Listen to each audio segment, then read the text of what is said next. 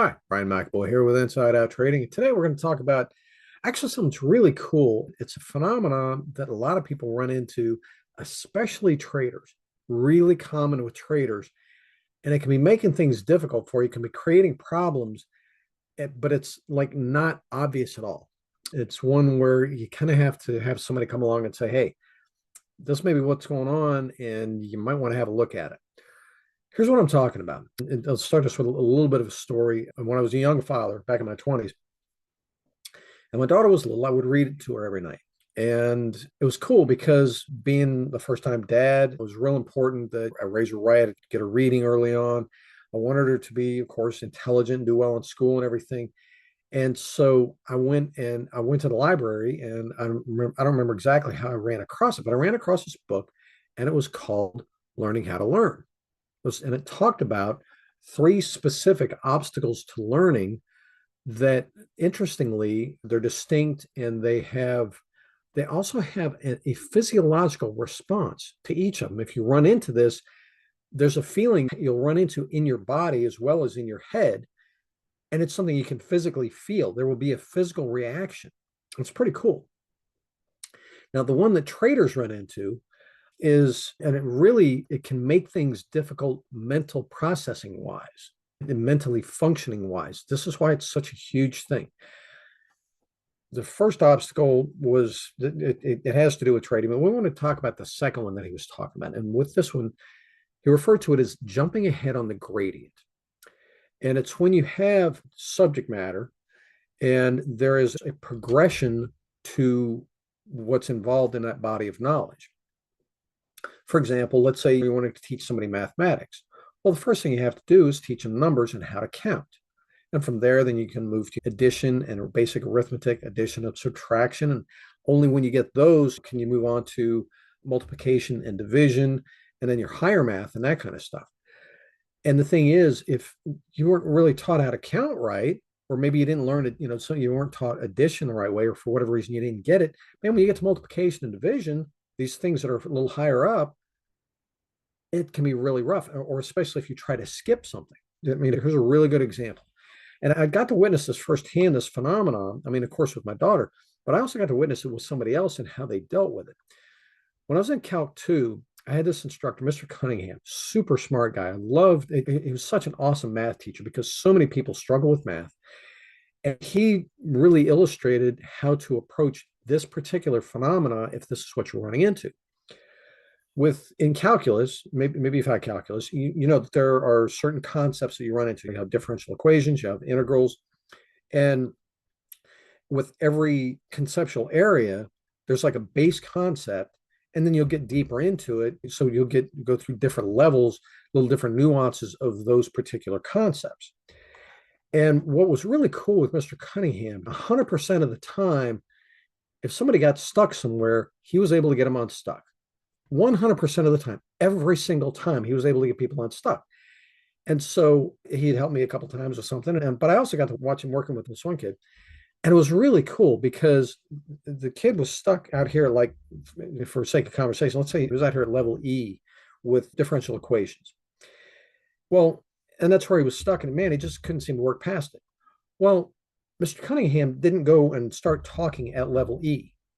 He took him back to the very base concept and made sure he understood that. Then he went to level A, made sure he understood that. Level B, made sure he understood that. Level C, oh, this is actually where he got stuck. And so you got him okay there. Then he moved on to level D. He's okay there. Now he gets back out to level E. Oh, yeah, okay, got it. And it was so cool. But the thing is, with trade as traders, and where this is applicable as far as trading, it's so easy to dismiss the fact that there are foundational skills to being a trader. It's real easy to look at trading and say, oh, I get it. I see how it works. Sure, I can do that. I know what I'm supposed to do. Let my winners run, keep my losers short, follow my rules. Simple. No, this is a skill-based occupation, and there are a variety of nuances to it, different areas of knowledge that you need to have, a range of skill sets that you need to have. And it's super easy to, and I was guilty of it too. So I don't feel like I'm looking down my nose at anybody. I'm not judging anybody. I did this too. It's real easy to look at trading. And because traders tend to be smarter than average, to look at it and say, oh, yeah, I get it. And you can just jump right into it. And we have a tendency to not get the basics. And so we jump out here at, even if we just go straight to amateur trading, but we're not really starting off learning the basics, getting that good foundation before we start trading with real money. Now we've jumped ahead, and heaven forbid we try to jump straight to discretionary trading, which is really like intermediate trading.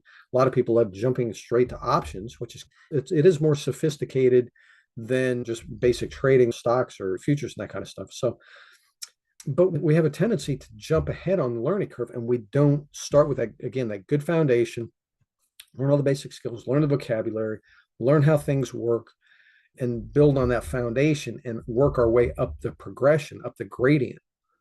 It's really easy for us to jump ahead and then wonder why we're kind of struggling. Things aren't, they're not so easy to get our head around. And we're looking at stuff and it's like, why isn't that working the way I expect it to? Why do I keep running into this?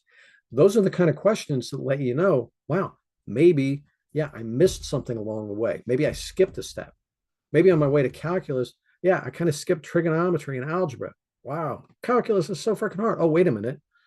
If you got algebra and trig, calculus is not that tough. If you struggle with algebra, calculus can be rough. So again, if you skip ahead or you don't attend to every level as you go, making sure that you do have a good deep understanding, you do develop the skills that you need, you pick up the range of skills, not just placing trades, and you work your way up to a level of proficiency. Trading is not that tough. It does not have to be a big emotional ride. There are so many occupations that traders are in outside of trading, and those other occupations, you probably experience this yourself. I had a lot of traders come to me and I want to be talking to them. And it's like, what do you do? Well, I'm a project manager. I'm a software engineer. I run my own business. Those jobs are way more sophisticated and require a much broader knowledge base than trading does. But you're able to go every day, you're able to go to work and you handle your job just fine. Does it have a challenge? Sure. But you deal with it without a problem. It's not this big emotional ride where you're having to fight your emotions and be more disciplined and not do stupid stuff. No, you don't have those problems. You just do your job. And trading is the same way. When you attend to it education wise, development wise, when you attend to it properly, you go through the proper progression, you get that good foundation to start with, then you work your way forward. It really is no more difficult nor emotional than a regular job. And that's exactly how it should be. So if you find that trading is more difficult than it needs to be, it's stressful, you're fighting your emotions all the time, you wind up, you go through, you make money, you hand it back, you make money, hand it back. Those are signs that there's something missing in your training to be a trader. You need to really, what you need to do is get that, make sure you got that foundation. And if you're missing anything in that good foundation of skills and knowledge, that you attend to that. And then when you come back to your regular trading, it's going to be so much easier. So if you'd like to discuss this further, like I said, if your trading isn't going the way you'd like, book a call with me up here at insideouttrading.com, and we'll talk about what's going on with your trading, what you're running into, and what likely are the gaps that you need to fill, the blocks in your foundation, and let's attend to it so that trading becomes easy and it becomes fun and profitable and it's working the way you want it to. It becomes what you wanted all along. So I hope this has been helpful. If it has, give me a like and a subscribe down below. Share it with your friends. If you want to swing by the site, I also have some free resources for you, a good trading checklist, some videos, all that kind of podcasts, all that kind of stuff. So swing by insideouttrading.com, book a call, pick up some freebies. I'm here to help you make your trading better, help you become the trader that you know you need to be to have this work the way you want in your life. So I hope this has been helpful. We'll talk to you soon. Cheers.